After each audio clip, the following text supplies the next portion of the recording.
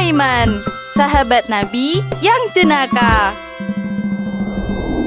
Seorang lelaki tergopoh-gopoh berlari menuju pasar. Langkah kakinya mantap tertuju pada satu warung penjual makanan. Tolong bungkuskan roti, kurma, dan susu untukku. Nanti kamu ambil uangnya di masjid. Aku selalu berada di sana. Lelaki itu Nuaiman namanya. Aku akan membagi makanan ini dengan Rasulullah. Beliau pasti senang menerimanya.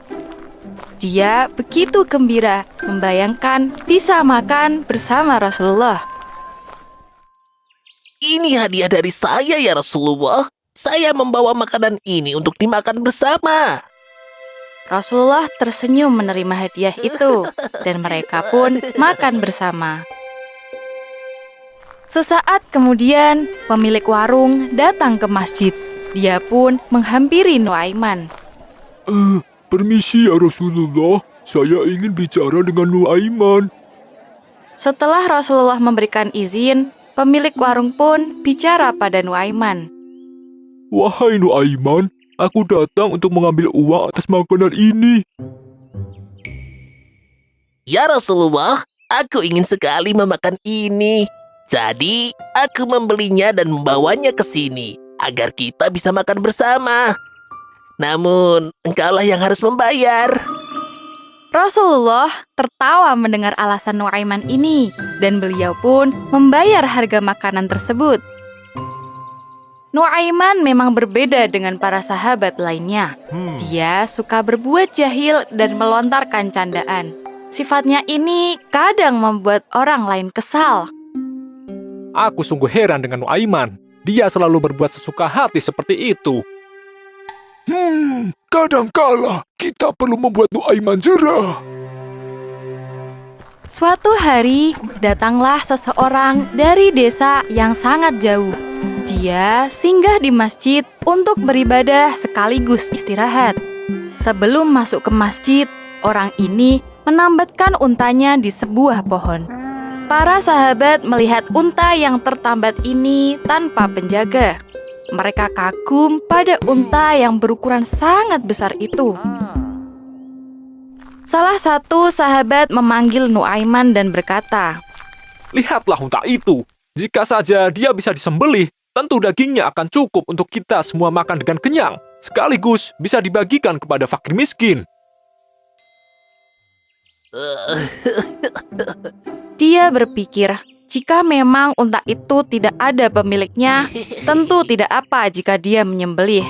Toh, ini semua demi kepentingan umat banyak. Setelah para sahabat itu pulang, Nuaiman mulai beraksi. Dia melepaskan tali yang mengikat si unta, kemudian membawanya pergi. Beberapa jam kemudian, Nuaiman sibuk dengan proses penyembelihan unta. Dia membagi daging unta itu. Ada yang untuk dirinya sendiri, para tetangganya, para sahabat, serta orang-orang lainnya yang kekurangan. Nuaiman membawa satu kantung besar berisi daging unta. Dia bermaksud membawanya ke masjid dan membagikannya dengan para sahabat lain. Baru saja masuk ke halaman masjid, Nuaiman mendengar suara ribut-ribut. Nuaiman menghampiri salah satu sahabat dan bertanya, Ada apa ini? Salah seorang tamu Rasulullah kehilangan untanya. Apa itu yang kamu bawa? Ini daging unta. Bukankah kalian tadi bilang ingin makan daging unta? Aku sudah membaginya dengan orang-orang miskin. Dan ini sisanya untuk kalian. Sungguh celaka. Bagaimana bisa kamu menyembelih hewan tanpa berpikir dulu? Sekarang, pemilik unta itu sedang kebingungan mencari di mana untanya berada. Lalu bagaimana ini? Tentu saja kamu harus membayar unta tersebut. Nuaiman melemparkan daging unta yang dipegangnya begitu saja. Dia kemudian berlari dan bersembunyi di sebuah lubang. Aku tidak punya uang untuk membayar unta itu. Jadi sebaiknya aku sembunyi. Nuaiman mengoleskan tanah ke sekujur tubuhnya agar tidak mudah ditemukan. Dia pun menutup lubang tanah menggunakan daun kurma. Rasulullah bertanya kepada para sahabat, apakah ada di antara mereka yang mengetahui siapa pelakunya? Para sahabat pun berkata bahwa Nuaimanlah pelakunya. Kemudian mereka menceritakan apa yang sebenarnya terjadi dan menunjukkan di mana Nuaiman bersembunyi. Rasulullah membuka lubang tempat Nuaiman bersembunyi dan meminta Nuaiman untuk keluar. Wajah Nuaiman yang penuh debu dan tanah terlihat begitu menyedihkan, sekaligus lucu. Rasulullah pun bertanya, "Mengapa kamu menyembelih unta itu?" Dan jawaban Nuaiman sama persis seperti yang diceritakan oleh para sahabat. Rasulullah membantu Nuaiman keluar dari lubang. Namun, begitu dia sampai di atas, dia langsung berlari sambil berteriak.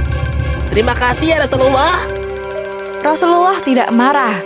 Beliau tersenyum simpul melihat tingkah Nuaiman yang jahil itu. Beliau lantas membayar harga unta itu 2 kali lipat. Si pemilik unta senang bukan main. Dia pun berterima kasih kepada Rasulullah. Suatu hari, para sahabat mendapati Nuaiman sedang mabuk. Mereka pun menegur Nuaiman.